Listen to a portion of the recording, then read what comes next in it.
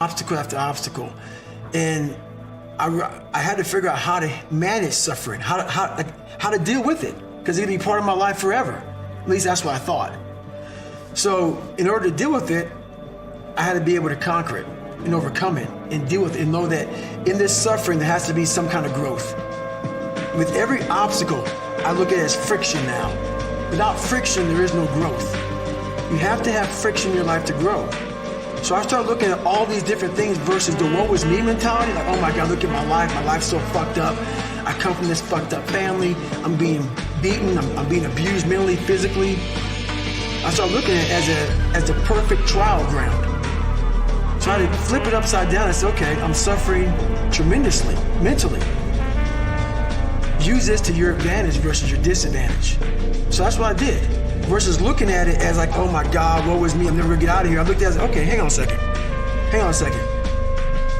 If I can overcome this, if I can find some power in this, some way to get through this, that right there will be the fuel for the rest of my life. And so I found great strength in suffering. Great strength in it because why? Through all of that, it started to callous my mind over the victim's mentality. This whole thing about suffering, yeah, it sucks. Really bad. Really, really bad. But we all live on this side of suffering. On this side. This nice box that's very comfortable, that we know when everything's gonna happen. We're in it, it's good. We know how everything's gonna turn out. It's those few people who are willing to go on this side of suffering. And once they get through that, ask him how he feels now.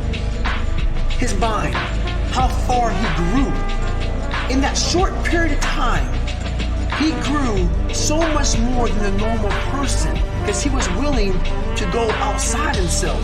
Because on the other end of suffering is greatness. It's not over here. So a whole bunch of us, we put ourselves in this great box.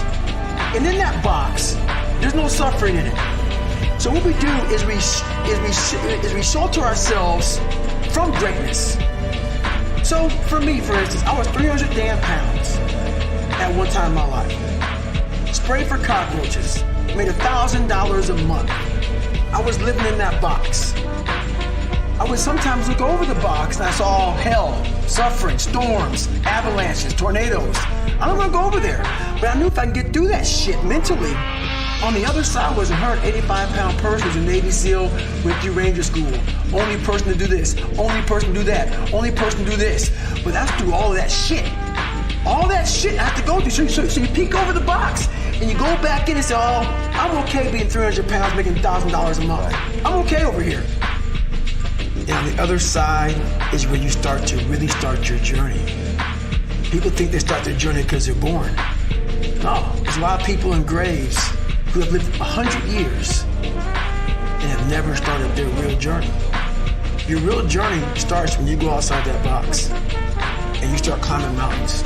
You start climbing mountains. And you think you're at the top of the mountain, you go down the other side of it, you think, I'm here. And you look up, fuck, there's another fucking mountain. And it goes on, and it goes on, and it goes on. And just when you're getting ready to quit, you crest that final mountain, and you get down and you look, and there you are. And it starts to make sense to you then. It doesn't make sense to you until you get outside that fucking box. I'm talking to so many fucking people, and what I say is not for everybody. So many people don't have any clue on what the fuck I'm saying because they're in this box. And it's their brain. You first must go through suffering to find that great peace we're all looking for. A lot of us want to have, there's a lot of books out there about this 5 steps. Do this, do this, do this, get there. No, man, it's not that easy. To find real, permanent peace and enlightenment, you must go to the dark side of who you are. I could have easily just shoved my whole life under a rug and went straight to peace. Are you happy there? You overcame nothing. You jumped hell, you skipped hell, you forego this part of your life, you skip it and go right to peace. So you always have this thing back here that's haunting you, and that's that darkness. You must go into the darkness to truly find that light that you're looking for. Because that's what's on the other side of that. People get it all wrong, man. You have to face suffering You have to face this dark side, this darkness. And there's a lot of energy in there. There's a lot of goodness in there that you can use to find greatness. But you cannot find your peace you're looking for in yourself until you've overcome yourself. I think that when you die, this is my own mindset, that you arrive in line. It helps me to get past a lot of things. You arrive in line, and let's say you're in front, let's say you died right before me, and you're in line, and God's sitting there with the clipboard, okay? Sitting there with the clipboard, like me and you're sitting right now. He's looking at you, and he says, hey, you made it to heaven, good job, okay? And then he shows you the clipboard of what your life should have been. So you live this life that you thought you pushed so hard. Then you look at the clipboard. Let's say myself, this is now me, I'm talking about myself now. And let's say I got to heaven weighing 300 pounds. I was a guy that worked for Ecolab, which is a guy that kills cockroaches for a living, which is fine, it's a job. But then I look at this, and that's how I died. I look at this, and it says on here where I should have been, because God's all-knowing, right? I look at this, and it said you should have been 185 pounds, you should have broke Guinness Book of World Records, you should have been a Navy SEAL, you should have been this, you should have been that, you should have lived this great life, you should have been an inspiration, you should have inspired millions. And then you get the clipboard back to God. Let's say you lived 80 years on earth, and now you realize that you lived here in a shell of who the fuck you should have been. Now you're in heaven. But are you really in heaven?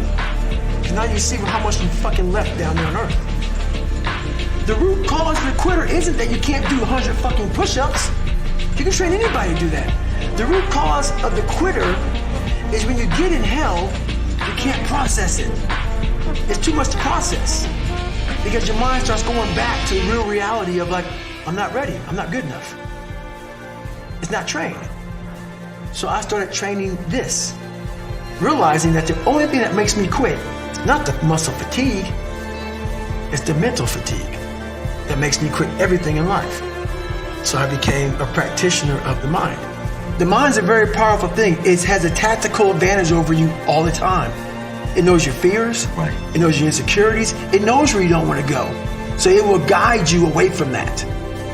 And that's why the mind will always win until you reprogram it. It will always win until you fucking reprogram it. Because the mind controls you. Why is that? It's your fucking mind. It's your mind. Because all those things that happen to you in your life, all those bad things, all those things that you blame other people for, they're now yours to own. You got to figure out a way to reprogram your mind to get outside the box.